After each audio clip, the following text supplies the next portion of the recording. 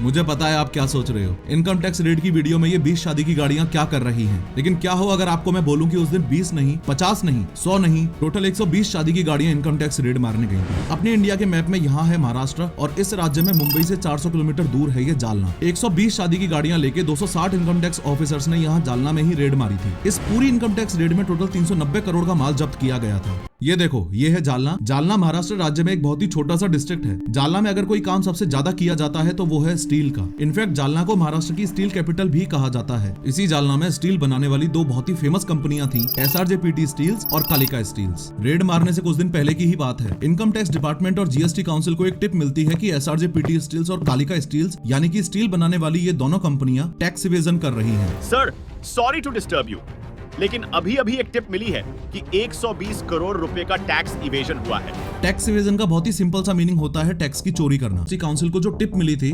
उसमें एक मिलते ही बिना समय बर्बाद किए तुरंत ही इनकम टैक्स डिपार्टमेंट ने अपनी नासिक ब्रांच को इस बात की जानकारी दी। नासिक ब्रांच में इनकम टैक्स ऑफिसर्स ने SRJPT स्टील्स और कालिका स्टील्स पर रेड यानी कि छापा मारने का प्लान बनाया। अब टिप इतने ज्यादा अमाउंट की मिली थी कि इस रेड के लिए इनकम टैक्स डिपार्टमेंट को मजबूरन लगभग 260 इनकम टैक्स ऑफिसर्स को चुनना पड़ा। सब कुछ सही चल रहा था, लेकिन एक बहुत बड़ी दिक्कत वाली बात ये थी कि जालना काफी छोटा शहर है और इतने सारे ऑफिसर्स अगर वहां एक साथ पहुंचे तो ये बिजनेस ग्रुप्स अलर्ट हो जाएंगे। फॉलोइंग दिस, इस रीजन से रेड फेल तक हो सकती थी, जो इनकम टैक्स डिपार्टमेंट के लिए काफी प्रॉब्लम वाली बात थी। इस प्रॉब्लम का सॉल्यूशन निकालने के लिए और टारगेट को रंगे हाथों पकड़ने के लिए एक गेम प्लान बनाया गया और ये प्लान था इस कहानी में फिल्मी तड़का देने का। इससे पहले कि इस गेम प्लान को एग्जीक्यूट किया जाए, कुछ ऑफिसर्स ने 1 और 2 अगस्त 2022 को इन बिजनेस ग्रुप्स की रेकी की। इस रेकी की हेल्प से उन सारी जगहों को आइडेंटिफाई किया गया जहां रेड मारनी थी। शॉर्ट में बताऊं तो ये डिसाइड हुआ कि ये जो 2 स्टील की कंपनियां थी, SRJPT स्टील्स और कालिका स्टील्स, इनके ऑफिस, फैक्ट्री और ओनर्स के घरों पर रेड मारने का प्लान है। इस रेड को सक्सेसफुली अंजाम देने के लिए इनकम टैक्स ऑफिसर्स ने सारी गाड़ियों को दुल्हन की तरह सजा दिया। हर गाड़ी पर ये राहुल वेड्स अंजलि और दुल्हन हम ले जाएंगे के स्टिकर्स लगा दिए, यानी कि पूरा का पूरा माहौल ऐसा बनाया गया जैसे कोई बारात जा रही हो। मोरोवर 260 इनकम टैक्स ऑफिसर्स बाराती की तरह ही तैयार हुए थे। एक इनकम टैक्स ऑफिसर दूल्हा बना था जिससे लोगों को किसी भी तरह का डाउट न हो। तीनों लोकेशंस की स्टेटस को अलग अलग समझते हैं। इनकम टैक्स ऑफिसर्स को दोनों स्टील कंपनियों के मालिकों के घर कुछ नहीं मिला। इनकम टैक्स ऑफिसर्स को दोनों स्टील कंपनियों की फैक्ट्रीज से कच्चे माल का घपला और अकाउंट बुक्स में इनकरेक्ट एंट्रीज का फ्रॉड मिला। इनकम टैक्स ऑफिसर्स को दोनों स्टील कंपनियों के ऑफिसेज में से फर्जी कंपनीज के डॉक्यूमेंट्स और GST फ्रॉड्स की इंफॉर्मेशन मिली। ऐसा हुआ जिसने इस केस में फिर से नई जान डाल दी। SRJPT स्टील्स के ऑफिस से कुछ डॉक्यूमेंट्स बरामद हुए जिनमें एक फार्म हाउस का जिक्र बार बार कर रखा था। आगे बढ़ने से पहले मैं आपके सामने क्लियर कर दूं कि जिस फार्म हाउस का जिक्र हो रहा है, इसका उन दोनों स्टील कंपनियों के मालिकों से कोई लेना देना नहीं है। ये farm house private financer Pradeep Bora का था, जो SRJPT स्टील्स और कालिका स्टील्स के काले कारनामों में उनका साथ देता था। इनकम टैक्स ऑफिसर्स जब फार्म हाउस पहुंचे तो सामने सामने उन्हें कुछ नहीं मिला। जब उन्होंने ये दीवार तोड़ के देखी तो उसके पीछे उन्हें एक सीक्रेट रूम का गेट मिला। फाइनली गेट तोड़कर ऑफिसर्स अंदर गए तो वहाँ बहुत से गद्दे रोल होकर पड़े थे और कुछ अलमारियां रखी थी।